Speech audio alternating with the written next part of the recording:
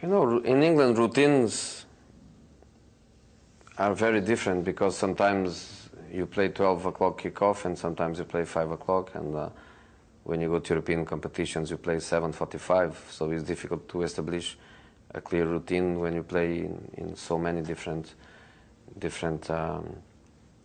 times. But I think to have a very light training session before the game is good at every level.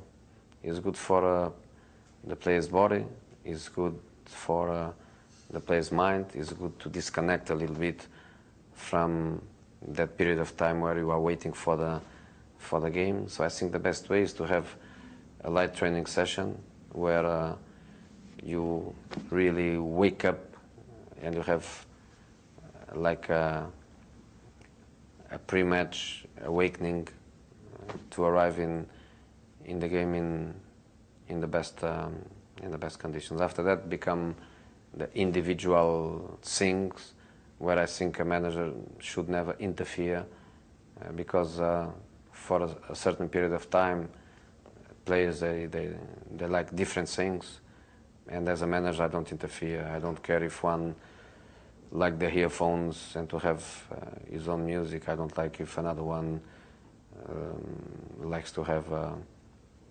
different routine, which in the end, more than a routine, is something that makes them feel comfortable.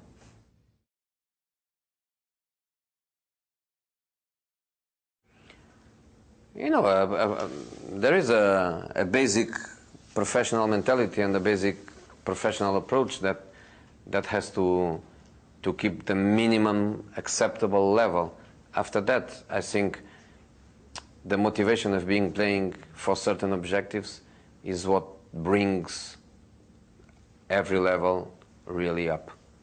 So I think it's important to establish in the beginning of the season targets, and every team must have targets. One wants to be champion, another one wants to arrive in Europa League, another one doesn't want to be relegated. So there are targets for every team, and establish targets, and after that work around these targets and try to be there or close to the targets, and work the mentality and the motivation and the concentration and everything around these targets. But I think the most important thing is to have a base, and the base cannot change with the targets. There is a base of minimum acceptable, but after that work with the targets, and this is what I think brings every level up.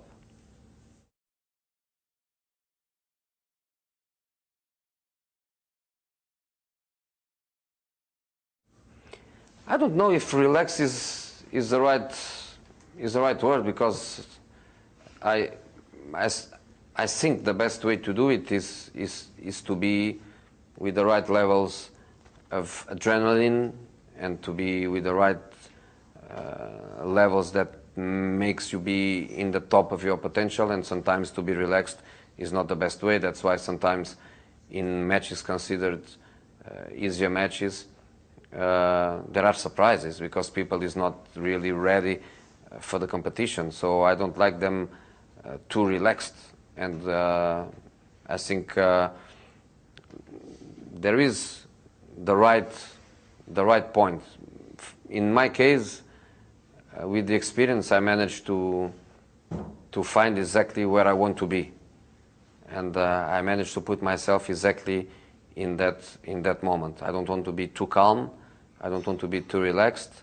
I know exactly where I have to be. I think with the players, even more, because they are on the pitch, and that job is more difficult than my job during the 90 minutes. But I think there is a point where you feel the adrenaline, where you feel the temperature of your blood is not the same when you are relaxed. So I think strategies must be to find that point. And if the players, they try to be relaxed by one side, us as managers, I think we have to bring them exactly to the right level to be at the top in the competition.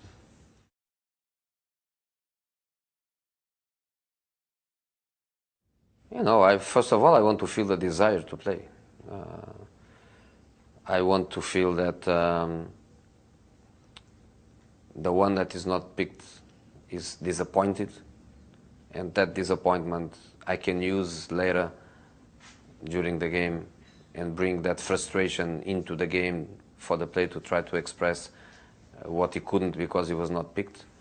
And at the same time, I like to feel that the player that was chosen, the player is happy, the player wants the responsibility, and I have to look especially to two complete different moments. One is the big game, and the other one is the small game, because the medium ones are the ones with an easier approach.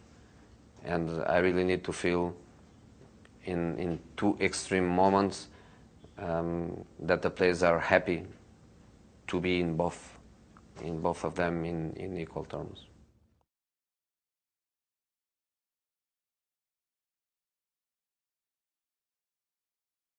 No, I think the most important thing is to find the reasons for that bad result or for that bad run. Is the most important thing.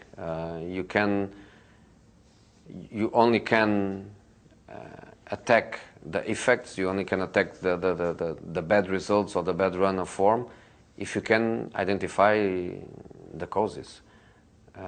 I think is the best way. That's why we analyze performances after the game, and especially in defeat.